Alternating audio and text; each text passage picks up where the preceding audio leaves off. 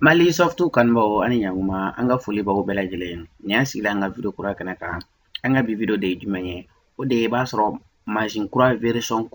version kura chaman bole no sisa ina fo amba fa ma version 6 version 7 ka yele o sanfela na o machine kura bole no na deli ni hp no na ni na kibina window jigula ibe na soro ibe problem soro window jigina o problem do jumenye e ba soro ne ka clé usb do biton min kan ka digi ni bena windows jigi hp la no f9 ye ni yo digi ite clé usb ita ye hali ni ka clé usb branché ka machine deli fana na o cogoya kelen no ni bɛ fɛ ka windows jigi deli la ni f12 digi ite clé usb donc o problème bɛ résolu cogo jumɛn na an bɛna o ye bi problème filanan min yɛrɛ ka gɛlɛn n'o yɛrɛ fana ye o ye i b'a sɔrɔ fana machine dɔw fana na i bɛ usb ko ye wa i bɛ don i ka clé usb kɔnɔna na f'i bɛ taa se windows yɔrɔ min i kan k'i ka disque dur choisi ka sɔrɔ ka suivant digi ka windows jigi i b'a sɔrɔ suivant in tɛ bange donc suivant in tɛ bange e tɛna se ka windows jigi donc i b'o problème fana résoudre cogo di donc an bɛna o fana ye an ka bi video la sani o cɛ n'a sɔrɔ ni siɲɛ fɔlɔ ye Malisoft sanfɛ i ka abonné digi ka tila ka commenter kɛ ka tila ka video ninnu aimer k'u partager yalasa a bɛɛ lajɛlen bɛ se ka video kura nataw sɔrɔ cogoya min na donc o la o k'a sɔrɔ fɛn dɔ programme dɔ b'i bolo a tɔgɔ ye ko Refuse i b'ale programme jigin n'i bɛ fɛ k'ale programme jigin a ka nɔgɔn kojugu ne tɛ programme fɛn fɛn b'i bolo i b'ale dayɛlɛ n bɛna ka Mozilla Firefox dayɛlɛ n'a ye Mozilla Firefox dayɛlɛ i dan ye dɔrɔn k'a sɛbɛn Google n'i ye Google sɛbɛn ka entrée digi dɔrɔn donc n'i nana entrée digi n'i nana Google kɔnɔna na yan dɔrɔn i b'a sɛbɛn Refuse i b'a sɛbɛn nin cogo la dɔrɔn ka entrée digi n'i ye entrée digi dɔrɔn premier résultat yɛrɛ min bɛna dɔrɔn i bɛ don ale kɔnɔna na voilà donc n'i donna ale kɔnɔna na i b'a sɔrɔ a bɛna page d'i ma nin cogoya la i bɛ jigin duguma dɔɔnin dɔrɔn nin cogoya la i bɛ jigin fo download partie yɔrɔ la donc o la i bɛna yala i mago b'a jumɛn na donc n'i mago bɛ a portable ma na n'o ye ka installer i dan ye dɔrɔn ka a dayɛlɛ dɔrɔn donc i bɛ se k'ale ta walima n'i mago bɛ k'a dayɛlɛ i ka machine na direct la i bɛ se k'ale fɛnɛ ta donc version min ka di ye i bɛ se k'ale ta donc a filɛ ne bɛna ka n digi nin sanfɛ dɔrɔn version min filɛ sanfɛla la voilà donc a filɛ n ye n digi ale sanfɛ dɔrɔn a filɛ a ye fenêtre in di an dan ye dɔrɔn ka save file ta dɔrɔn sisan dɔrɔn a banna i b'a sɔrɔ a b'a a jigin n ka machine kɔnɔna na n'a jiginna n ka machine kɔnɔna na i n'a fɔ n y'a fɔ aw ɲɛna cogoya min na an bɛna sɔrɔ a bɛ kɛ nin cogoya de la voilà o kɔfɛ fɛnɛ o k'a sɔrɔ ni programme min b'i bolo n'a bɛ f'a ma ko AEMP donc ale programme in an bɛna ale fɛnɛ bila ale ni Minitools fɛnɛ ka sɔrɔ i bolo an bɛna olu fila bila Wirari format kɔnɔ donc k'olu fila bila net sanfɛ a b'o olu télécharger link olu télécharger lien a b'olu sɔrɔ video duguma n'a donna dɔrɔn i n'a fɔ an b'an ka fɛnw bila site in sanfɛ cogoya min na nin site in sanfɛ cogoya min na donc nin téléchargement kan ka nɔgɔya bɛɛ lajɛlen ma sisan a bɛ don dɔrɔn n'a donna k'a digi nin kan dɔrɔn donc a b'a télécharger a b'a lien sɔrɔ video duguma voilà donc n'o bɔra yen sisan an bɛna taa an ka partie la i b'a sɔrɔ ni e bɛ fɛ ka Windows jigi i b'a sɔrɔ n'i sera Windows jigiyɔrɔ la n'i nana se par exemple voilà i b'a sɔrɔ a filɛ n'i nana se nin yɔrɔ in na i kan ka disque dur choisi ka sɔrɔ ka Windows jigi i b'a sɔrɔ i m'a ye suivant min filɛ nin ye yan n'o ye next filɛ nin ye français la donc n'i ka Windows ye français anglais la n'i ka Windows ye français i b'a sɔrɔ suivant de bɛ nin yɔrɔ in na i b'a sɔrɔ e b'i ka disque dur sélectionné mais suivant in tɛ bange voilà donc i b'a sɔrɔ fɛnɛ nin sɛbɛnni fitinin b'a duguma n'i digi ale kan dɔrɔn a bɛ nin lettre in de bɔ ka d'i ma lettre fɔlɔ min filɛ nin ye o ye k'a fɔ mɔgɔ min bɛ fɛ ka nin Windows jigi problème b'a tigi da la k'a fɔ a ka disque dur bɛ MBR la a kan ka yɛlɛma ka kɛ GPT ye mais n'a y'a sɔrɔ tuma dɔ la i b'a sɔrɔ min yɛrɛ problème ka bon kosɛbɛ i bɛna sɔrɔ e bɛ fɛ ka Windows jigi suivant in tɛ bange donc a bɛna f'i ye k'i ka disque dur bɛ GPT la donc ko f'i k'a yɛlɛma k'a kɛ MBR ye donc ni nin problème fila sugu y'i sɔrɔ n'a ko k'i k'a bɔ GPT la k'a bila MBR la an bɛna o yira o la o ka nɔgɔn kojugu n'a ko k'a bila MBR fɛnɛ la k'a bɔ MBR fɛnɛ na k'a bila GPT la o fila an bɛna a bɛɛ lajɛlen yira la a bɛɛ lajɛlen ka nɔgɔn a bɛ se ka kɛ ni sira fila ye sira fɔlɔ an bɛ se ka kɛ ni CMD sira ye mais n'a y'a kɛ ni CMD sira ye i b'a sɔrɔ n'a y'a sɔrɔ i tun ye minɛnw bila i ka disque dur tilanyɔrɔma dɔ kɔnɔ olu bɛɛ bɛ effacer hard disk bɛ formater kura ye i bɛ perdre i ka dossier bɛɛ la donc o man di anw ye Malisoft sanfɛ an ka baara tɛ k'a fɔ an ka cɛnni kɛ an ka baara de tuma bɛɛ ka ɲɛni kɛ problème bɛ yen ka résoudre k'a sɔrɔ foyi ma kɛ i bolo tiɲɛniw na i ma foyi perdre an bɛna taa n'aw ye sira min fɛ n'o ye nin sira in ye o la an bɛna i ka disque dur yɛlɛma k'a kɛ GPT ye walima k'a bɔ GPT la k'a kɛ MBR ye wa i ka segin ka Windows jigin k'a sɔrɔ hali ka photo den kelen ma effacer ka bɔ i ka disque dur sanfɛ. Voilà, donc i n'a fɔ an y'a fɔ ɲɛna cogoya min na, i bɛ clé USB dɔ brancher i ka machine na. N'i ye clé USB brancher, i dan ye dɔrɔn ka na i ka refuse in dayɛlɛ, double click k'a la, k'a dayɛlɛ, i bɛ yes digi.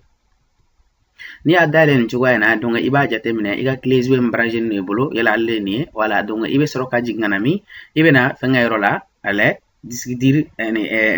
DVD lecteur ja filɛ yɔrɔ min na, donc i bɛ n'i digi ale kan, i b'a lajɛ fɔlɔ, n'a y'a sɔrɔ i ka clé USB n'a bɛ FAT32 default la, i b'a bila interface la, o de ka ɲi kosɛbɛ. Voilà, donc an bɛna an digi nin yɔrɔ in na.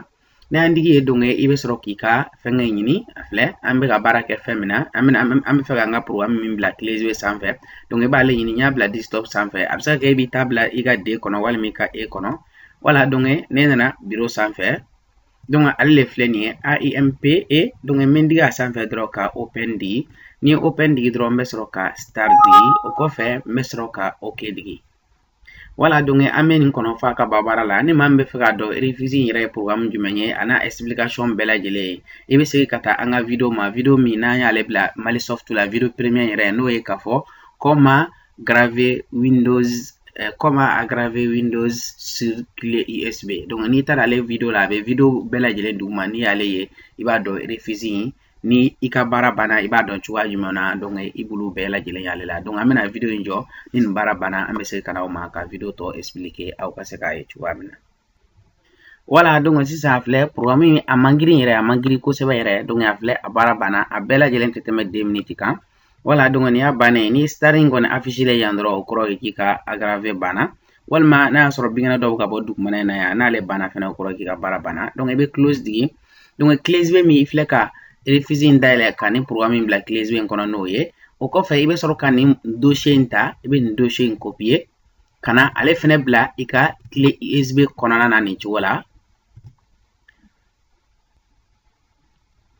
Voilà, donc ale dossier bilalen filɛ nin kɔnɔna na. Voilà, i bɛ nin clé USB in ta sisan, mɔgɔ min ka machine bɛ yen, n'e bɛ fɛ ka Windows jigin a la ni suivant tɛ ka bange Windows jigintɔ la, n'o ye a ka disque dur bɛ sɔrɔ JBT la f'i ka kɛ MBR ye. Donc i bɛ taa clé in brancher o tigi ka machine na. Donc n'i ye clé brancher o tigi ka machine na, i bɛ taa sira jumɛnw fɛ? An bɛna olu yira aw la téléphone partie la, parce que a tɛ an ka nin machine na, a bɛ machine wɛrɛ de la. Donc an bɛna résolution jira aw la ale la. Donc an bɛna machine ka filmeli jɔ, ale ka enregistrement jɔ, donc an bɛ sɔrɔ ka na téléphone ta la, donc ka tɔ dafa aw ye ka taa. Voilà, donc a filɛ nin ye nin y'a nalen machine partie la, donc HP version kura ninnu ani Dell ninnu de b'a kɛ. N'ala sɔnna bi ta an bɛna Dell HP ta ye, donc wɛrɛ n'ala sɔnna an bɛ Dell fɛnɛ ta ye aw bolo, an bɛna ale ye n'ala sɔnna. Donc a filɛ nin ye ne filɛ ka fɛn min aggraver clé USB la sisan, ne kan ka machine minɛ a ka don clé USB kɔnɔna na, yalasa n bɛ n ka problème résolu n'o ye n ka se ka n ka suivant affiché yenfɛla la Windows jigintɔ la. Donc o tɛna se ka kɛ fo i ka machine fɛnɛ kɛ a bɛ USB ye yalasa i bɛ Windows jigin a la. Donc an dun y'o problème fila de ye. Problème fɔlɔ i tɛ USB ye yalasa ka don a kɔnɔna na, kuma tɛ k'a fɔ i bɛ Windows jigin, walasa kuma tɛ k'a fɔ i bɛ fɛn wɛrɛ k'a la. Problème filanan n'i sera ɲɛfɛla la, n'i ka disque dur n'i y'a tilayɔrɔma min bɛ fɛ ka Windows jigin a la, n'i y'o choisi i b'a sɔrɔ suivant tɛ bange. Donc n'an bɛ fɛ ka HP ta, n'an bɛ fɛ ka kɛ HP ta la, donc an bɛna o de kɛ sisan, mais Dell ta an bɛna ale bila don wɛrɛ la. Donc a filɛ nin ye HP de filɛ an bolo, aw yɛrɛ ɲɛ b'a marqué la, i bɛna k'i digi HP allumé bouton sanfɛ, o kɔfɛ i bɛ sɔrɔ k'i digi F10, i b'i digi F10 sanfɛ nin cogoya la. Voilà, machine minɛtɔla filɛ, n bɛ ka n digi F10 kan. Voilà, donc n'i digi F10 kan, ni nin nana bɔ, voilà, donc ni panneau in bɔla, donc i bɛna i bɛ nin bouton in digi, bouton min filɛ nin ye n'o bɛ taa ni ye kini fɛ walima a bɛ segin ni ye, donc i bɛ nin bouton in digi yalasa a kana jɔ nɔ sanfɛ, o kɔfɛ i bɛ sɔrɔ ka entrée digi. Donc n'i ye entrée digi tuguni, o kelen de do fɛnɛ, i bɛ tila k'i to yen digi nin bouton in de sanfɛ, nin bouton in sanfɛ yalasa i ka se ka taa fenêtre la. Nin ye fɛn bouton in ye voyage in y'an bolo français sira de la, donc an bɛna yira aw la français la, et même temps an bɛ tila ka n'a yira aw la arabu fɛnɛ la, anglais fɛnɛ la. Voilà, donc i b'ale bouton in digi n'o ye nin bouton in ye, a filɛ. Voilà, donc i b'ale bouton in digi nin cogo la f'i ka se yɔrɔ dɔ la u b'a fɔ a ma configuration du système. Configuration du système, n'i ka voyage bɛ français la, donc an bɛ k'o de di sisan. N'a anglais ta dɔn an bɛna segin ka na o fana yira aw la sisan. Donc i bɛ segin ka na configuration du système ni, donc i mana se yen i bɛ sɔrɔ ka jigin ni nin bitɔn ye i bɛ sɔrɔ ka jigin ni ale ye a filɛ. Donc an bɛ jigin n'ale bitɔn ye fo kana an se option D n'o ye option d'amortissage a filɛ nin ye n b'a gɛrɛ walasa aw bɛ se k'a ye ka ɲɛ a filɛ option d'amortissage a filɛ. Donc i bɛ entrée digi i ka clavier la o kɔfɛ i b'a sɔrɔ i m'a ye a filɛ nin partie min filɛ nin ye nin partie dayɛlɛlen tɛ donc tant que nin partie in dayɛlɛlen tɛ i b'a sɔrɔ n'i bɛna Windows jigin i tɛ se ka clé USB. Donc i bɛ nin partie activer cogoya jumɛn na a ka nɔgɔn kojugu nin bitɔn kelen de don tuguni nin donc i b'ale digi a filɛ an bɛ jigin yɔrɔ min filɛ nin ye n'a sɛbɛnnen don a la k'a fɔ ko maintenance du système existant nin voilà donc ale min filɛ nin ye n'i nana se ale sanfɛ i bɛ entrée digi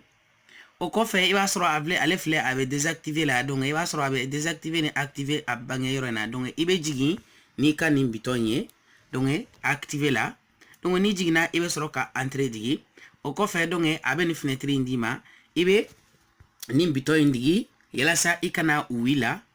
donc o kɔfɛ i bɛ sɔrɔ ka entrée digi donc i m'a ye sisan a filɛ nin ye nin partie dayɛlɛlen filɛ nin ye donc o la sisan ni nin partie dayɛlɛnna a banna o kɔrɔ ye e mana fɔ i bɛ Windows jigin i bɛ se ka clé USB donc n'i ye nin kɛ ka ban i bɛ sɔrɔ ka F10 i b'o digi i ka clavier la F10 an b'ale digi n'an ye F10 digi donc an bɛ sɔrɔ ka entrée digi oui sanfɛ donc n'i y'a bannen i b'a sɔrɔ sisan n'an bɛ fɛ ka Windows jigin dɔrɔn i b'a sɔrɔ an bɛna F9 digi HP la ni maa min bɛ fɛ k'a dɔn mansin fana min bitɔn ye min ye i bɛ se ka taa video kɔrɔlenw ma donc i b'o ye olu fana na donc nin y'an kɛlen ka fɛn in régler n'a y'a sɔrɔ i ka boys kɔnɔna bɛ fɛnkɛ la n'a b'i bolo français la mais n'a b'i bolo anglais la dun donc an bɛna o fana ta de sisan yalasa bɛɛ lajɛlen bɛ se ka nafa sɔrɔ parce que mansin ninnu caman bɛ yen o fɛnkɛ bɛna anglais de la fo ni yɛrɛ y'a yɛlɛma ka kɛ français ye donc c'est pour cela k'an ye français ta yira u la an bɛna anglais fana ta yira u la donc n'i ye min fana ta ye n'ale anglais yalasa i bɛ se ka a résoudre cogoya min na.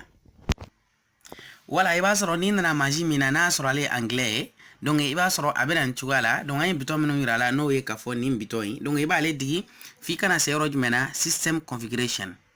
voilà donc system configuration n'i sera yen i bɛ jɔ yen i bɛ sɔrɔ ka jigin ka na yɔrɔ min na o de ye boot options ni donc i bɛ jigin ka na ale la ni bitɔn min n'an y'o yira la clavier la donc i bɛ jigin ale la i b'ale digi walasa i ka jigin ka na boot option o la i bɛ sɔrɔ ka na entrée digi fɛnɛ donc a filɛ nin ye i bɛ sɔrɔ ka jigin ka na yɔrɔ jumɛn na o de filɛ nin ye anglais la legacy support anglais la a bɛ kɛ nin cogoya de la donc i b'a sɔrɔ a désactiver don i bolo i m'a ye par exemple a filɛ nin ye i b'a sɔrɔ a désactiver n'a bɛ disable la a filɛ a bɛ disable donc n'a bɛ disable la i b'a sɔrɔ a filɛ nin ye i m'a ye nin yɔrɔ in affiché len tɛ voilà donc n'i jiginna ka na legacy support i dan ye dɔrɔn ka entrée digi ale sanfɛ dɔrɔn k'a bila enable ni enable digi dɔrɔn i bɛ sɔrɔ ka entrée digi o kɔfɛ i bɛ sɔrɔ ka nin bitɔn in i b'ale digi yalasa i ka ta yes la o kɔfɛ i bɛ sɔrɔ ka entrée digi donc ale fɛ résolé filɛ i bɛ F10 digi dɔrɔn donc ka entrée digi a banna donc o tun ye o problème o tun ye résolu ye donc an bɛna k'a yira o la sisan i bɛna sɔrɔ sisan n'a ye mansin minɛ dɔrɔn i bɛna sɔrɔ clé USB bɛ na an bɛ se ka an ka Windows jigin donc sisan an bɛna taa problème filanan an bɛna taa ale résolu la voilà donc a filɛ nin ye n bɛna n digi n ka mansin allumé bitɔn sanfɛ sisan o kɔfɛ an y'a fɔ k'a fɔ n'i bɛ fɛ ka don i ka clé USB kɔnɔ HP la i bɛ F9 de digi donc o la an bɛna F9 digi nin cogo la voilà donc n'an ye F9 digi nin cogo la i bɛna sɔrɔ a filɛ a bɛ nin partie dayɛlɛn ka d'a ma donc sisan i m'a ye a filɛ nin ye an ka clé USB nalen filɛ nin ye USB nalen filɛ nin ye donc an bɛ jigin ale la ni nin bitɔn ninnu ye i b'a sɔrɔ n'i bɛ fɛ ka Windows baara fɛn o fɛn kɛ nin bitɔn ninnu de bɛ baara k'a la nin bɛ taa n'i ye kɛrɛfɛ nin bɛ segin n'i ye nin bɛ yɛlɛn sanfɛ nin bɛ jigin duguma entrée bɛ ni confirmation di option na voilà donc an bɛ jigin ka na an ka clé USB la nin cogoya la ka sɔrɔ ka entrée digi n'a ye entrée digi an bɛ sɔrɔ k'an digi bitɔn sugu sugu ka d'an ye an b'an digi ale kan f'a ka don an ka clé USB kɔnɔ an bɛ entrée digi nin cogo la ka sɔrɔ ka bitɔn sugu sugu ka d'an ye k'ale digi nin cogo la an b'a kɛ nin cogo la n'i ye entrée digi dɔrɔn i bɛ bitɔn digi nin cogo la fo a ka nin signal in bɔ walima a ka Windows ja bɔ n'i bɛ fɛ ka Windows jigin komi sisan an bɛ fɛ ka hard disk diri in ka problème résolu n'o ye a bɛ JBT la k'a bila MBR la yalasa suivant ka bange n'an bɛna Windows jigin voilà donc an bɛna o de yira o la sisan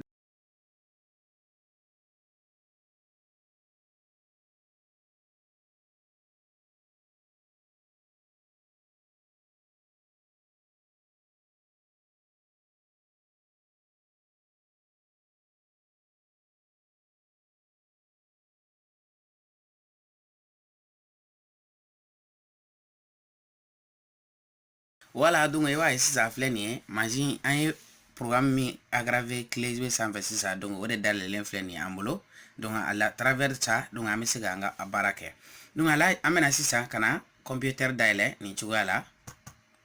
na computer daile donc il va soro iga clé USB kangana dug manana ya yala sa i dossier mbla kono no military dossier ika sigale programme installer ça avec ki barake mais machine do la fena il va soro ni na clé USB te affiché na ni clé USB affiché là problème fo itala ibe do clé USB kono dron donc ki ka mini tool ka installer donc ka activation ga chugo min ka diye mais comme déjà machine do fena ni sala ya iba soro clé USB mi biga baraka la lete affiché na le fena ma affiché yala ibi sigale résolu o ibi sigale résolu iba le résolu chugo di donc iba le clé USB mbo donc ni ale clé USB mbo mini tool iba takabla iga clé USB kono clé USB mi ni bi fe ka Windows jiginale iba bla clé USB mi fe ka Windows jigini ale clé USB ni ibe mini tool bla le konana donc ni abla le konana ibe soro ka jumenke amino do yirawla donc amena se ka mini tool amena se ka bla clé USB mi ni Windows ba le konana ka bla o konana donc ni machine mi ni nana ya ni ka clé USB ma affiché ni ka clé USB affiché la bana ida dro ka do akono dro ka mini tool installer maintenant ma affiché problème fo eta là et se ka le résolu ida dro ka mini tool pour dossier ta kabla pour une clé USB mi ni be fe ka Windows jigi na le kablo konana donc ni ablo konana ibe do clé USB kono ni fe ka Windows jigi iba ke chugo mi bo chugo clé ne ke donc ibita se rom na wala saka ika ni problème résolu amino fna ira wala ça voilà donc si ça fait ni Windows be clé USB mi nambolo clé USB mi ni programming ka sans fait au côté de allez ndona ni allez ma mini tool dossier clé USB ma affiché donc là si ça n'a ma affiché mo clé USB da créé donc me fait ka Windows jigi clé USB mi Windows be clé USB mi ngono de donc me sera kana aller brancher machine donc ni aller brancher machine me mini tool dossier ma aller copier donc kata au clé USB na kale bla au clé USB konana ni chogola voilà donc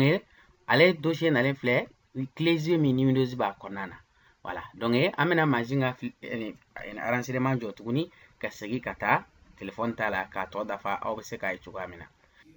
voilà donc si ça flé ni clé USB ni programme ne kale la programme be se ka ke ni Windows iro aya si ça machine menana kana se ni roina bo machine menana système mi sanfe kana se ni roina de o système ne blala ni clé USB konana nanyo e video damnena mais ni clé USB de Windows imbale konana bo andone système kono ni clé USB ma affiché ni etala na affiché la machine dola be affiché machine dola te affiché ni machine mina na affiché la dro ida dro kado o clé USB clé ne kono ika computer yoro la no ye ika ordinateur yoro la donc ni donai ibe do mini tool dossier kono ka installer donc ni a installer kan asra mta amino ye nyefala la maintenant ma son la si ça clé USB ma affiché ola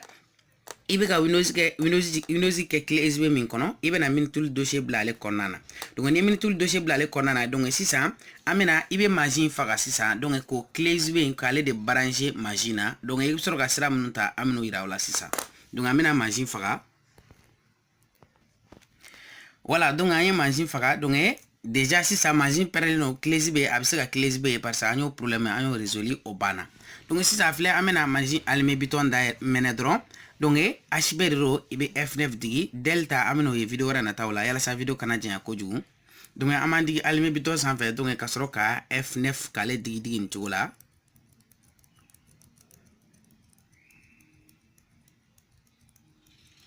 voilà donc aben dalen kadama mbe fen kelendro ne ni yoro ina no ye USB donc ale fleni mbe jigale la o ko fen ba entrée di o ko fen be bouton fen ngadi mba ale di ni ale di ni fen ngenda na dron o ko ya bido nga Windows kono ni Windows 10 do mena soro Windows 7 do iba soro abena terrain diamant do bodu mana na ina fa anyo ye programme na chuamina donc amba kono sisa fo akase na Windows di nyoro la voilà donc si ça fait ni afle kan partie dima e bina ka next di wal mana sur ka Windows suivant donc si ça na installé na odi no installé maintenant na entra signé fait na donc il va sur suivant te bangé donc là si ça et dossier bla no e minitil dossier yo obliga clé USB konana wala ibe sur kana ni roina no e réparer your computer wala ma réparer votre ordinateur français là donc e bi digale sans fait afle voilà donc ni diga le sanfé va sur abena ndima ida dro ki digi troubleshoot sanfé ya ni diga le sanfé e soro kana idigi advanced options i bɛ digi ale sanfɛ. Ni digi ale sanfɛ donc i bɛ sɔrɔ ka na yɔrɔ min na o de filɛ nin ye system image recover. Donc i bɛ na k'i digi ale sanfɛ. Donc ni digi ale sanfɛ i m'a ye donc a filɛ a bɛ nin demander donc i bɛ mun kɛ i bɛ cancel digi nin cogoya la. Ni cancel digi o kɔfɛ i bɛ sɔrɔ ka next digi walima n'a sɔrɔ i ka Windows bɛ français la suivant. Donc o kɔfɛ a bɛ nin dayɛlɛ ka d'i ma donc i bɛ sɔrɔ ka na i digi nin kan n'o ye advanced. Wala donc ni digi ale kan a bɛ n'a fɔ ko i ka fɛngɛ ɲini net sanfɛ walima i ka disk dir kɔnɔna na donc i bɛ nin digi n'o ye installer a driver. Donc o kɔfɛ a bɛ nin dayɛlɛ ka d'i ma i dan ye dɔrɔn ka OK digi. A banna a filɛ a bɛ nin fenêtre in dayɛlɛ ka d'i ma i dan ye dɔrɔn ka don i ka ordinateur kɔnɔna na n'o ye PC. Voilà donc ni donna o kɔnɔna na i b'i ka clé USB ɲini nin yɔrɔ la clé USB min barragelen don sisan ni Windows b'ale kɔnɔna na donc i b'ale ɲini. Voilà donc ale clé USB in de filɛ nin ye an bolo sanfɛla la tan donc i b'ale dayɛlɛ. Ni ale dayɛlɛ i b'a sɔrɔ i ye Minitool dossier min bila ale kɔnɔna na o de filɛ nin ye i m'a ye Minitool dossier min voilà an ye Minitool dossier min bila ale filɛ nin ye i bɛ clic droite k'a sanfɛ. O kɔfɛ ka sɔrɔ ka na ka copier digi. O kɔfɛ i bɛ sɔrɔ ka segin ka na i ka PC k'ale digi tuguni.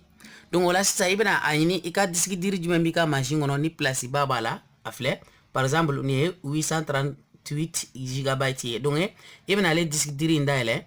Donc ni ale dayɛlɛ dɔrɔn i bɛ clic droite kɛ i ka souris la yan dɔrɔn donc ka sɔrɔ ka paste digi walima ka coller digi. Ni kun ye jumɛn ye ni kun ye yalasa ka Minitool dossier bila i ka disk dir kɔnɔna na yalasa ni nana programme dɔ in dayɛlɛ i bɛ se ka a dossier sɔrɔ yen cogoya min na donc an bɛ paste digi.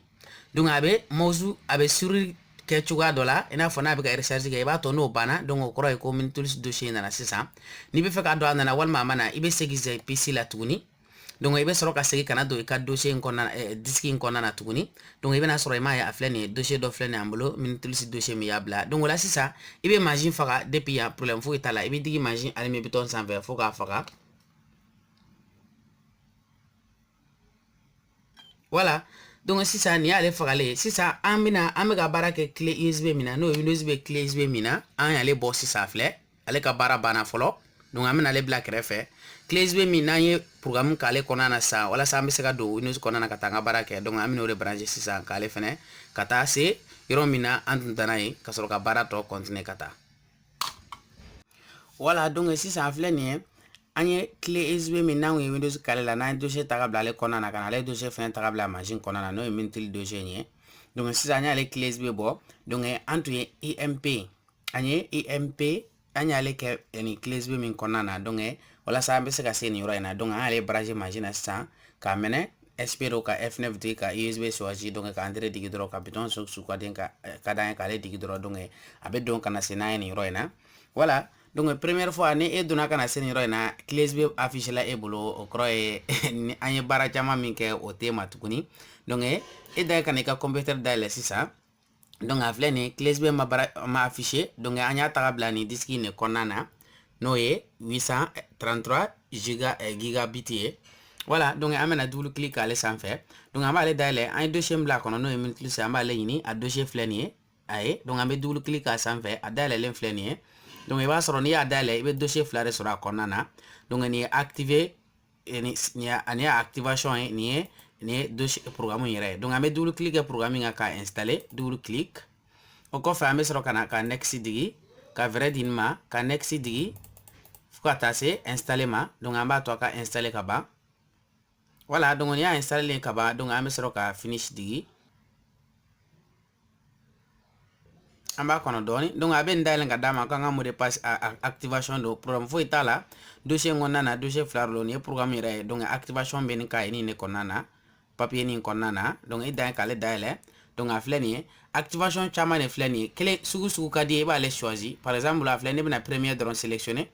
a filɛ n'a ye ja premier sélectionner n'a ye ja deuxième sélectionner ninnu bɛɛ bɛ baara kɛ tuma dɔ la i bɛ se ka sɔrɔ i bɛ dɔ ta o tɛ sɔn mais i b'a lajɛ a mana kɛ cogo cogo premier min filɛ nin ye ale kɔni tɛ ban cogoya si la mais a bɛ se ka kɛ ni i bɛ se ka deuxième troisième ni quatrième ninnu i bɛ se ka bɛɛ lajɛ a bɛɛ baara kɛ mais premier kɔni ale tɛ ban cogoya si la voilà i b'ale sélectionner nin cogoya la ka clic droite kɛ i ka souris la ka copier digi donc o kɔfɛ i bɛ sɔrɔ k'ale datugu donc i bɛ sɔrɔ ka jigin ka na dugumana na i ka programme ye donc i bɛna dayɛlɛ. Voilà donc i bɛna clic droite kɛ i ka souris sanfɛ ya donc ka sɔrɔ ka paste digi donc o kɔfɛ i bɛ sɔrɔ ka enregistrer digi o ko fe soro ka OK digi donc a fleni programme activer len fleni donc abina dayele voilà donc programme dayele len fleni sisa anyata la programme fleni disk dir fleni amolo GPT katon na etnes ga window jigi chuga sila fo ika abla mbr la ni ma abla mbr la simantina bangi window jigi tola donc wala sa ibina laje sisa diski jumbe no ese a fleni ne diski C Windows be ken ne konana mais diski mi fleni D walma E walma kata par exemple ni ta dan D ba soro machine wala D ni E nu kata olu be donc no lu fan be kana mago shila o kora aka menen bul kono e man ta ya fla aka menen be kana se foya donc nene ni effacer sandro aka menen be effacer la iba damne diski mi fleni no ese ibini jo ale kan ka delete di o kofe se kofe diski to fan be ani yeba la megabit de bu bela jele nyefe ibu bela jele effacer mais fan be ni gigabit a nyefe et puis fene gigabit ka bo a gigabit ka bo kana le effacer se effacer len fle donc ame segi kana megabit fan la kofe ambulu be effacer ibe jo ka akan ka delete digi ambe jo akan ka delete digi ambe jo ni fene kan ka delete digi voilà donc ça fle se effacer la kaba ola sisa ebe soro kana ijo diski diri yere fenge sanfe ja fle rome bini jo ale de sanfe ni ijo ya ka ini click droite ki ka mo surir la ima e foite bangeninte mais amena anjo ni de sanfe GPT yere fle rome na de imina anjo o de sanfe ka click droite ki anga surir la donc aben ndale kadama inyeta la fle ni convert GPT disk to MBR disk donc amandi ale de sanfe donc na yo ke sa dro ima e afle GPT mingumbe ayele mele fle ni ka ke MBR donc o kofe sisa ambe soro kana sisa kana anjo C sanfe ayemi effacer amanjo a sanfe ni chugala ka soro ka create digi o kofe ambe soro ka jigana duguma dro kana OK digi donc ni ale fene créer o kofe ambe soro ka click droite ke ale sanfe tuguni no ese donc ka soro ka jigana set partition as primary donc amena anjo ale fene sanfe abe video laje ka ba folo chien kele chef la wala sa kana se ka fili chugamina donc no kela ka ba ibe soro kana kere fela fe atuni ibe na sebel dos re afle ne set active donc ibi jo ale fene sanfe donc o fene banen ko fe ka ba sisa donc ibi jo se sanfe ni chugala tuni ka soro ka formaté digi o ko fe donc ibe soro kana idigi OK sanfe tuni donc no bana ibe soro kana idigi apply ibi ni diga ale sanfe ni diga apply sanfe ibe soro ka yes digi voilà donc amba kono fa ka ba voilà donc a flene ni abane donc ambe OK digi ambe programme amba datu voilà ambe nbe datu voilà donc sisa abana ni tara kipta ndo jigi bina soro siva bange ife sisa donc amena machine faga ka segi kata ira aula ni be faga machine faga konna na dron i dai dron ki digi ni sanve dron machine mesa boy ba soro do be no duna ni programme yoro la kana seya pour que ale ka bara damne ba soro naka baraka ka mozula aka surila surite barake o te problème foye o résoli anya fo mali softu sanfe problème fo be eni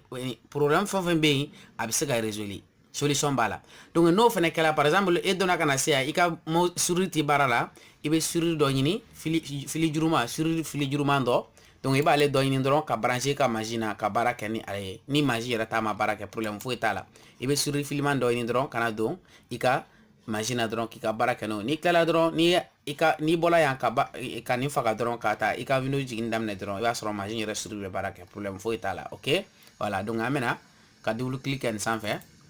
afleni machine mena sa sisa voilà donc afleni ni machine salé donc sisa machine salé fleni amena muneke sisa ambe faga vino jigini clé USB mi donc ambe clé USB do imbo donc kale de brancher sisa donc ka soro kata ka fanga chugaira ato chugaira wala sisa kata voilà donc ça fle Windows be clé USB nanya le brancher sisa donc amena ndiki machine allumer bouton sans faire na fanya fo na chuga mina hb la ambe F9 digi delta la nana na so ma mino fene fawye problème fo itala ambe F9 digi digi ni wala voilà donc a bangelen flani ambe USB nyini USB fle fo duguma anya fo na akana nyine ambe jigi ni bouton no ne